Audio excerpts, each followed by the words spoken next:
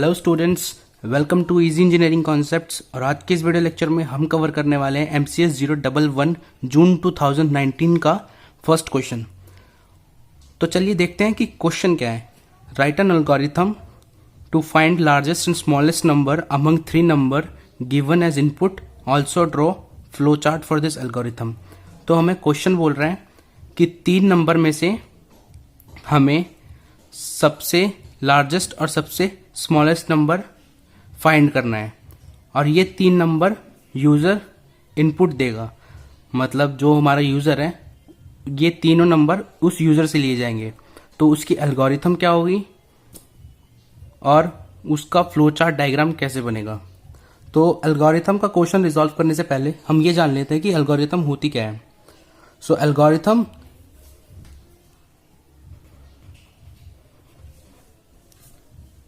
is a set of steps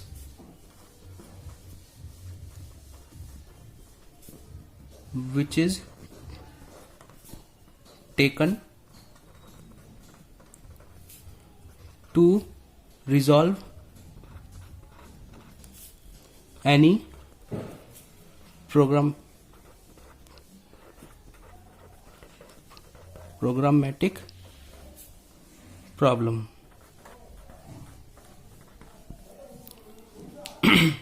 तो चलिए देखते हैं कि इस क्वेश्चन की एल्गोरिथम कैसे बनेगी। तो सबसे पहले किसी भी एल्गोरिथम के लिए हमारा फर्स्ट स्टेप होता है स्टार्ट। कोई भी एल्गोरिथम स्टार्ट से ही शुरू होती है। और सेकंड नंबर, तो अब हम क्या करेंगे, जैसे कि हमें क्वेश्चन बोल रहा है कि three numbers given as input, तो हमें यूजर से इनपुट लेनी पड़ेगी। तो इनपुट देने के लिए हमें तीन वेरिएबल को रीड करना है जो कि एक दूसरे से कंपेयर करेंगे।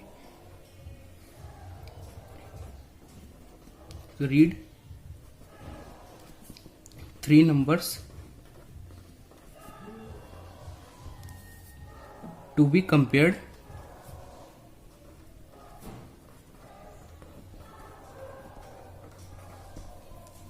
ये था हमारा सेकंड स्टेप। अब जब हमारे पास तीनों नंबर आ जाएंगे, हमें तीनों नंबर मिल गए, तो हमें क्या करना है, उनको तीनों को एक दूसरे से कंपेयर करके चेक करना है कि कौन सा स्मॉलेस्ट नंबर है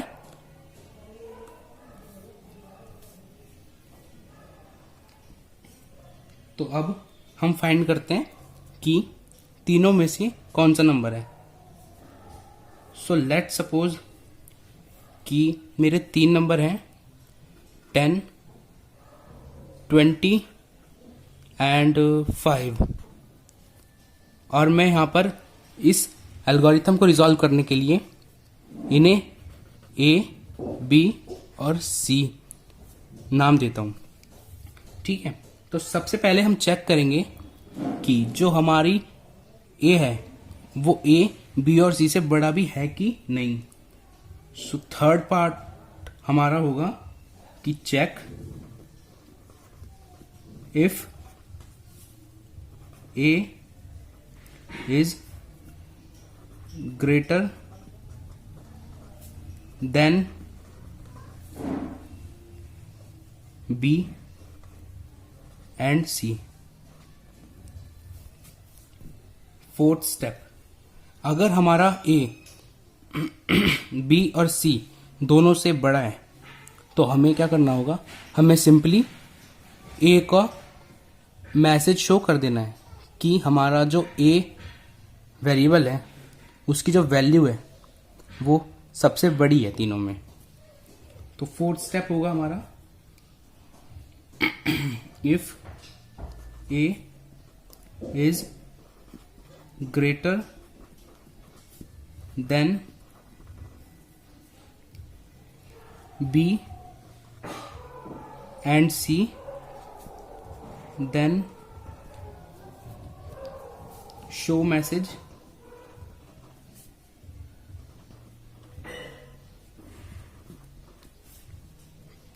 that A is greater।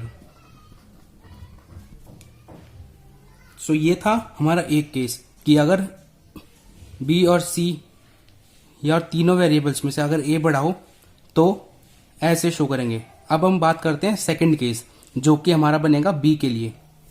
तो फिफ्थ, यहां पर सेम अब बी के लिए रिपीट होगा। जो हमारा थर्ड पोर्शन है, थर्ड पोर्शन और फोर्थ पोर्शन रिपीट होगा बी के लिए। Check if B is greater than A and C. Sixth, if b is greater then show message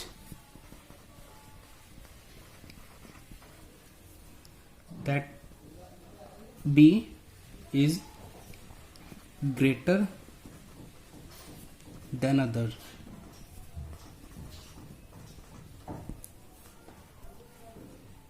अब हमने एक कंडीशन बी के लिए भी चेक कर ली। Now we will check this condition for C as well.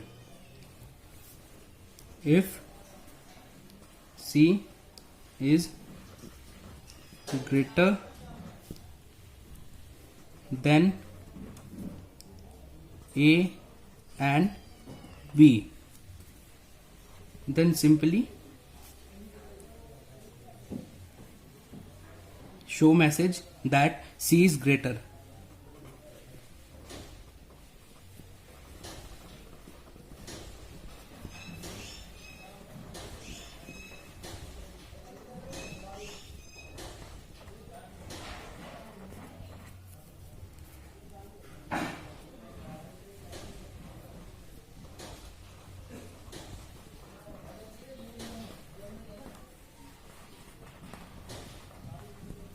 तो यहां पर हमने तीनों कंडीशंस चेक कर ली, लेकिन अगर तीनों ही बराबर हो, फॉर एग्जांपल यहां पे मैंने 10, 20 और 5 दिए हैं, अगर तीनों की वैल्यू 10 हो तो उस केस में क्या होगा? उस केस में तो कोई बड़ा छोटा है ही नहीं, तो ये कंडीशंस तो यूज होंगी नहीं। तो यहां पर एक और कंडीशन नहीं, सॉरी, यहां पर एक और स्टेप आएगा। If all are equal then show message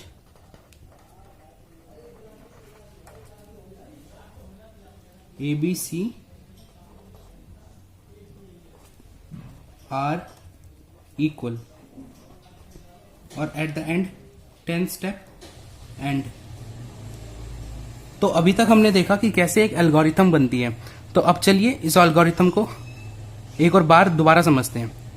तो सबसे पहला स्टेप किसी भी एल्गोरिथम को लिखने का सबसे फर्स्ट स्टेप यही होता है कि स्टार्ट। इट मीन्स यहां से हम अपनी एल्गोरिथम स्टार्ट कर रहे हैं।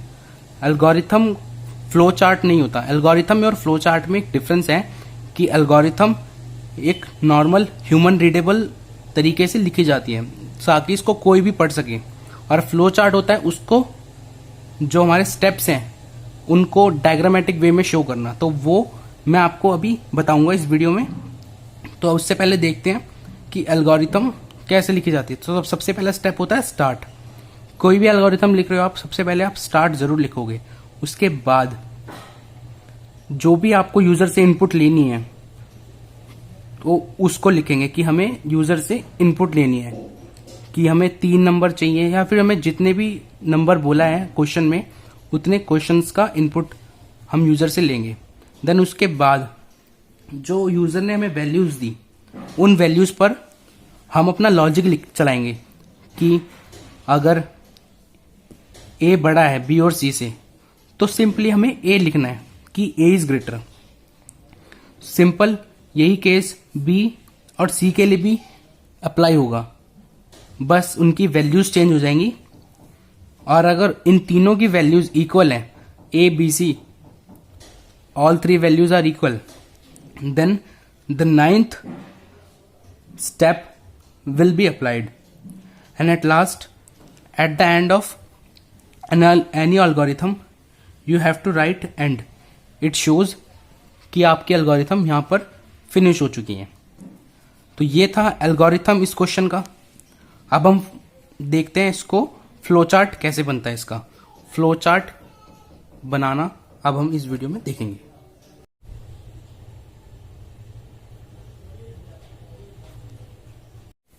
जिस तरीके से आपने अभी एल्गोरिथम देखा उसी तरीके से हम फ्लो चार्ट भी बनाएंगे। तो फ्लो चार्ट बेसिकली एक डायग्राम होता है जो हमारे एल्गोरिथम को एक डायग्रामेटिक रिप्रेजेंटेशन देता है बस। तो चलिए देखते हैं कि फ्लो चार्ट इस क्वेश्चन का कैसे बनेगा। तो सबसे पहले जैसे एल्गोरिथम में था कि हर एल्गोरिथम का एक स्टार्ट पॉइंट होता है, उसी तरह एक फ्लो चार्ट का भी स्टार्ट पॉइंट होता है। तो ये हुआ हमारा फ्लो चार्ट स्टार्ट के बाद हमने सेकंड नंबर पे क्या रखा था? सेकंड नंबर पे हमने रखा था कि हम यूजर से इनपुट लेंगे 3 नंबर्स की। तो अब उसे कैसे ड्रॉ करते हैं वो देखते हैं।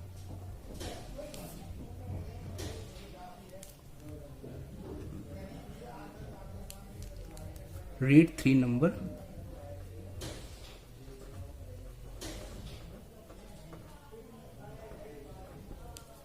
अब यहां पर हमने तीनों नंबर यूजर से लिए।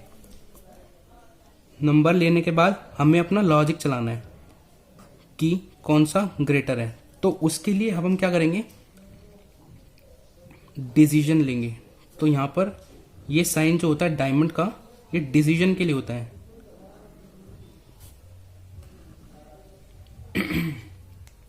यहां पर लिखेंगे is A greater than B and A greater than C. उसके बाद अगर ये कंडीशन हमारी ट्रू होती है, इट मीन्स कि ये जो वैल्यू है जो हमने डिसीजन लिया है अभी यहाँ पे जो हमने इफ कंडीशन लगाई है, अगर वो ट्रू करती है, if it is true, then हमें क्या करना है? सिंपली मैसेज शो कर देना है कि दैट ए इज ग्रेटर।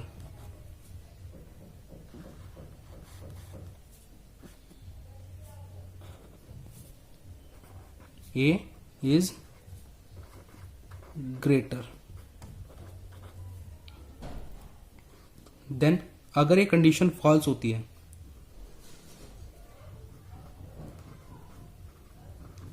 तो उस केस में क्या करना है? उस केस में कुछ नहीं होगा। उस केस में दोबारा से कंडीशन चलेगी।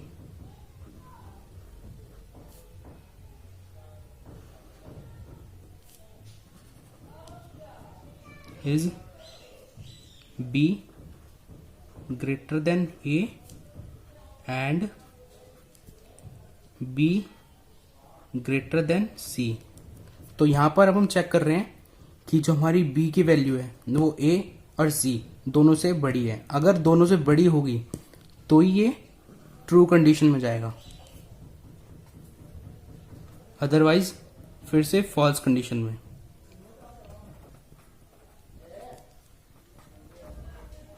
तो ट्रू कंडीशन में सिंपली फिर से मैसेज प्रिंट हो जाएगा।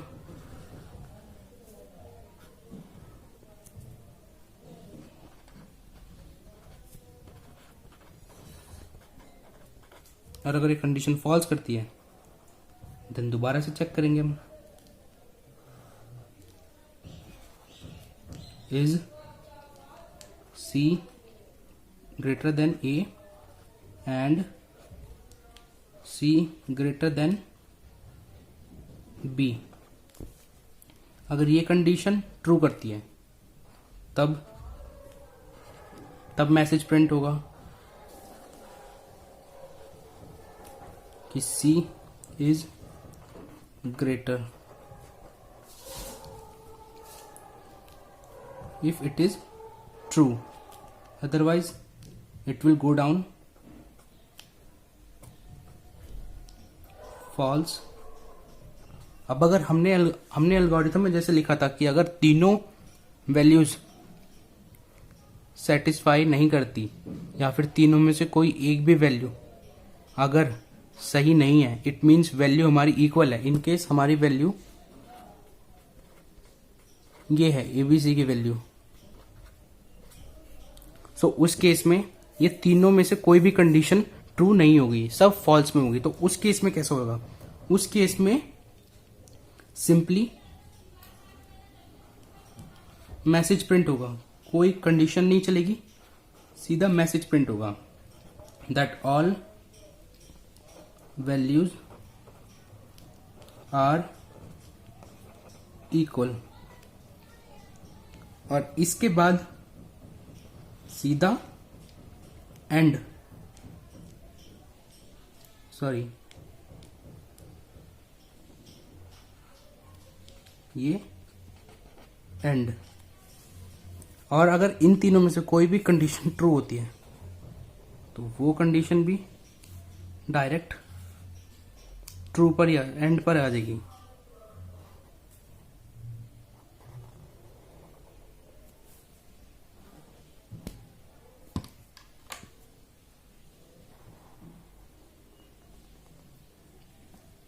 तो ये था हमारा इस क्वेश्चन का फ्लो चार्ट। आप इस एग्जाम्पल की मदद से किसी भी एल्गोरिथम या किसी भी फ्लो चार्ट को इजीली अपने पेपर में बनाकर आ सकते हैं। ये बेसिकली एक सैंपल था, एक मॉडल था। इस सैंपल को यूज करके आप एल्गोरिथम और फ्लो चार्ट से रिलेटेड कोई भी प्रॉब्लम इजीली रिजॉल्व कर सकते हैं। सो अगर आपको ये वीडियो अच्छी लगी हो तो प्लीज़ इस वीडियो को लाइक करें, अपने कमेंट करें, शेयर करें और प्लीज़ चैनल को सब्सक्राइब ज़रूर करें, क्योंकि आगे प्रीवियस ईयर्स क्वेश्चन पेपर और भी रिजॉल्व होने वाले हैं इस चैनल पे। So thank you for watching.